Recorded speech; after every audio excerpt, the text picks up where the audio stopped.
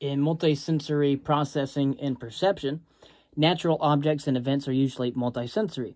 For example, during a face-to-face conversation with another human or an encounter with an animal, both vocalizations and visual information, such as facial expression, lip movement, body attitude, etc., are pertinent.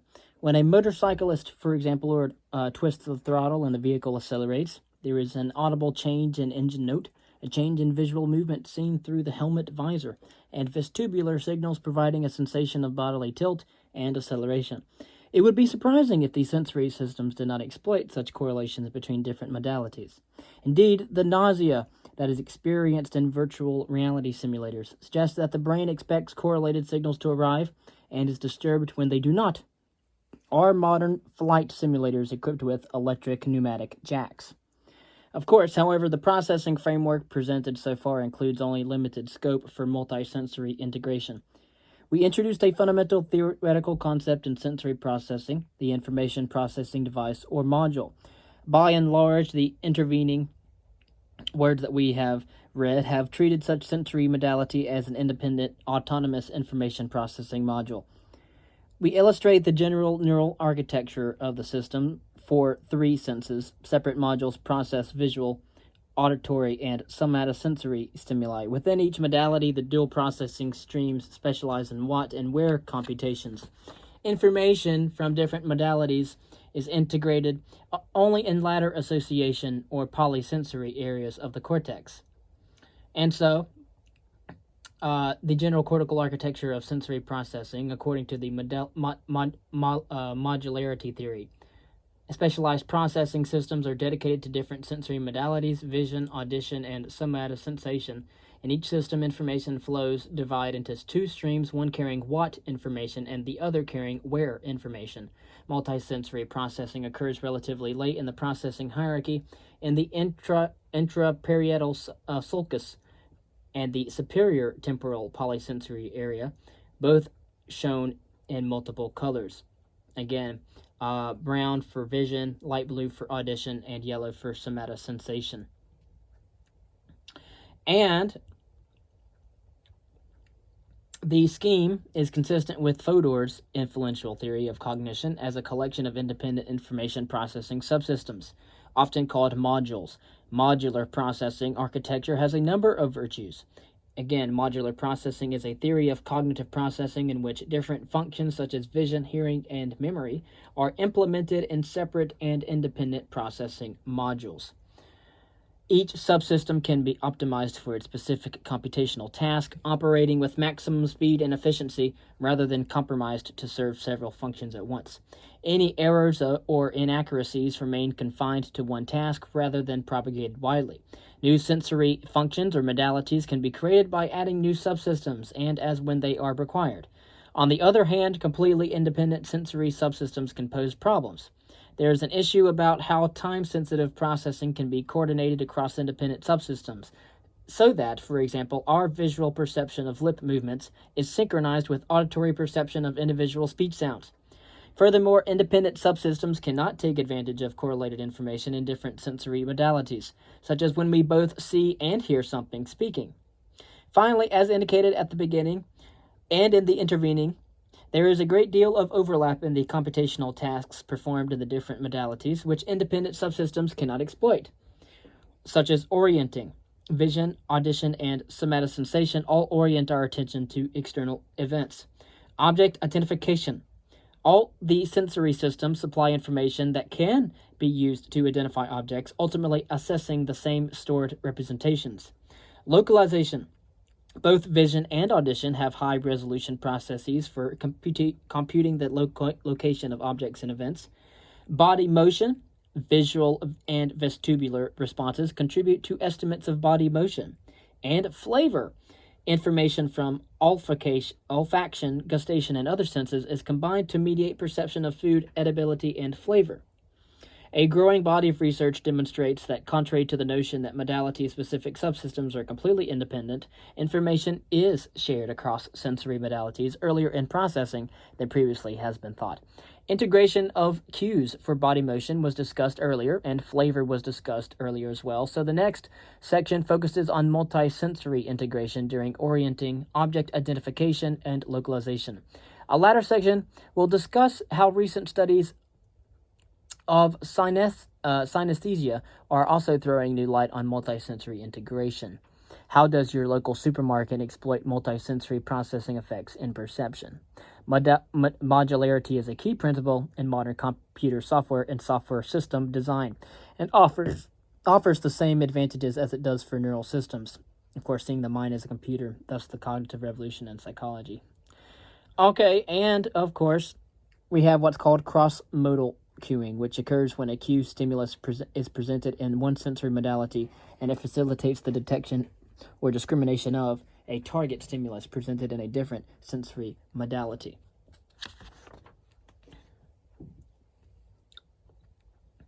Concerning object identification, we have what's called the McGurk effect, which is a perceptual interaction between vision and hearing, in which visual observation of a speaker's lips alters perception of a speech sound or speech sounds. For example, we could have a number of other effects that have been reported in which the different senses combine to alter perception of objects and their properties. We have sound and touch.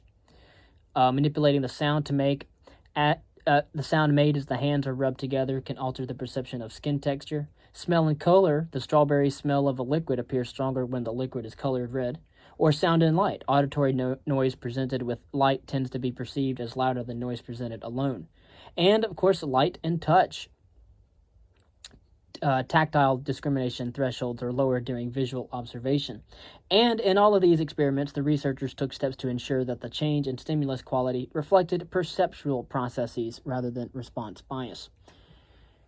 Then in localization, the neural basis of multisensory processing, we have individual multisensory neurons, and they respond to both unimodal and multimodal stimulation. The effect of the multimodal stimulus on a cell's response obeys the three rules. We have spatial coincidence, temporal coincidence, and inverse effectiveness.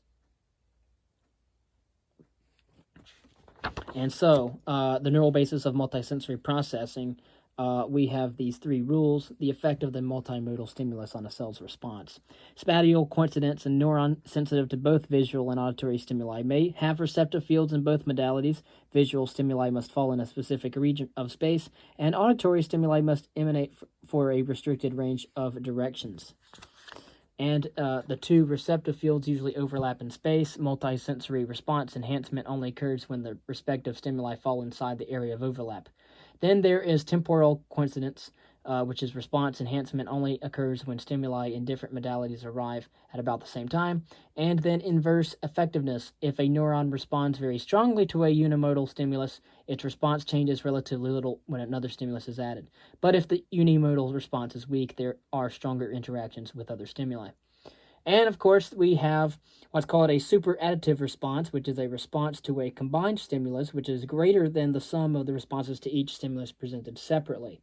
And then event-related potentials, or ERPs, which are minute but measurable fluctuations in electrical potential in the brain produced by changes in sensory stimulation. And of course, we have other parts of the brain as well to discover.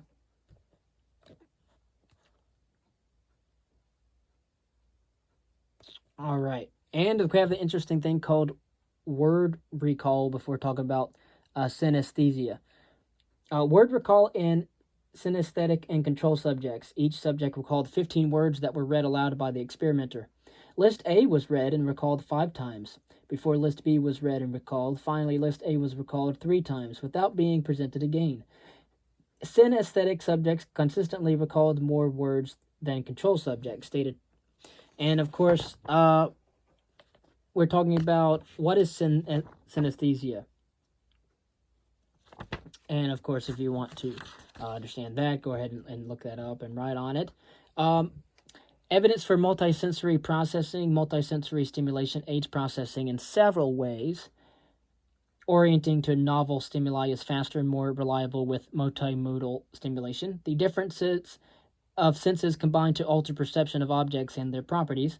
The apparent location of an event in one sensory modality is influenced by information in another. Visual and vestibular responses contribute to the estimates of body motion. Information from several senses is combined in order to mediate perception of food edibility and flavor. Neural substrates of multisensory processing. There are responses of multimodal neurons, and they obey 3 rules: spatial coincidence, temporal coincidence, and inverse effectiveness. The established view is that multisensory neurons are found only in high-level convergent zones in temporal and parietal cortex, but recent research has indeed found that multimodal responses indeed exist in other areas of the brain: the superior colliculus, the primary sensory cortex, and the secondary association cortex. And then we have what's called synesthesia. Evidence for synesthesia as a genuine sensory phenomenon.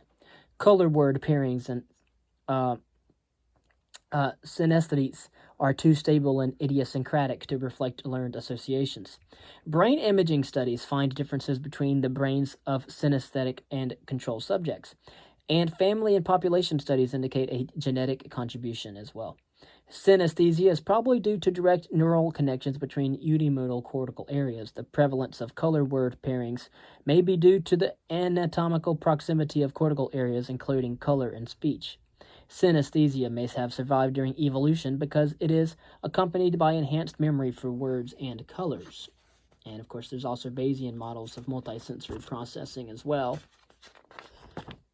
Synesthesia is an intriguing multisensory phenomenon in which stimulation in one sensory modality causes a sensory experience in another modality. For example, some people experience a color sensation not from visual stimulation, but from auditory stimulation.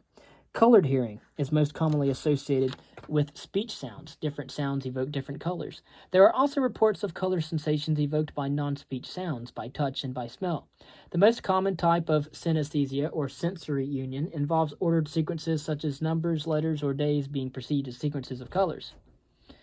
And the phenomenon was once on the fringes of scientific research, considered not worthy of serious investigation. However, recent research has moved it into the mainstream. The modern study of synesthesia is informed by and can in turn inform theories of multisensory processing.